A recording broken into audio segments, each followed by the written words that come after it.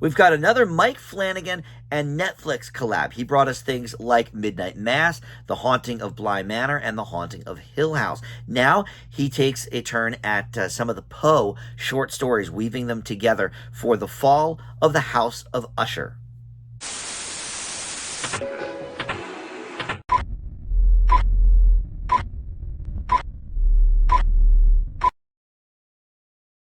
Hey guys, Dan here. This is Dan Reviews It. Welcome to my TV review for the Netflix series, The Fall of the House of Usher. This is taking a lot of different Edgar Allan Poe stories and kind of weaving them together into a cohesive story. But each episode is sort of loosely based on a different Poe short story. So we'll talk about all this here momentarily. But first, let me welcome you into Dan Reviews It. Thank you for finding this video. We do movie and TV reviews here on the channel, and just about every day something new goes up. So always a lot to check out here.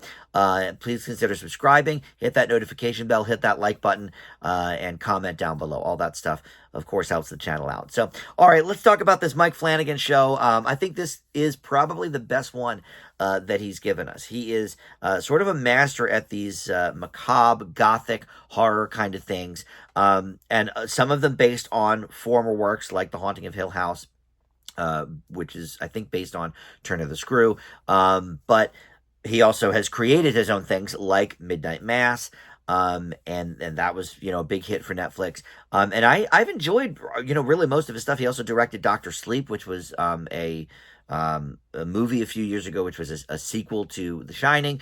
And he really has sort of this gothic horror thing down. And so Poe is, for me, I read, a lot of his stuff in like high school. He has always been kind of the master of the classic gothic horror stories, obviously things like The Raven and the Telltale Heart and the Fall of the House of Usher. So this focuses on it's present day. Well, it goes in flashbacks as well, but we kind of start in the present day. It goes from 1953 to the present, 2023, and it's all about this guy Roderick Usher and his rise to power. So we see Bruce Greenwood playing him in the present day, and then Zach Gilford from Friday Night Lights and almost all of Flanagan's other Netflix series.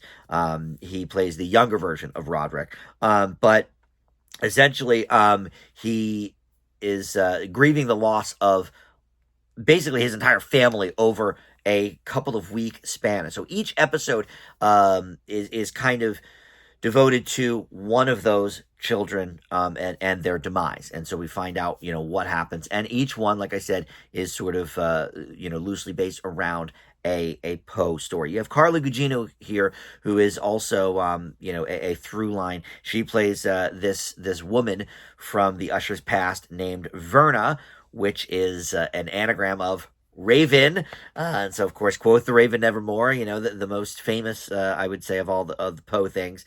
But there's a lot of people here that you will recognize from other Mike Flanagan projects. Henry Thomas, for example, who was the kid in E.T. years ago. He's been in a few of these. Mary McDonnell, I think, has been in some. So, he's one of these directors and producers that likes to utilize the same people over and over again. And look, there's nothing wrong with that, especially when you're doing more anthology series like these. Obviously, the big proponent of that probably is Ryan Murphy. He loves to use a lot of the same people in his projects, but most of them are just sort of one season things. Even something like American Horror Story, every season's a different cast or a different set of characters at the very least. So I don't mind at all that he's using these people over and over again. One of the things I like the most about this director is that he tends not to use things like jump scares. Mike Flanagan shies away from that stuff, and I love that because I think that has been the cheapest device in horror movies and shows for years now, and I always rail on this. I will definitely give something a more positive grade if it has fewer jump scares. They get me sometimes, but it's just very cheap filmmaking. To tell your story through the nature of the characters and the events rather than those jump scares. And Mike Flanagan shies away from that stuff typically, and so I love that. But this is just such an interesting story, and maybe it is because I'm a little more familiar with the works of Poe than some of the other things that he's tackled in the past.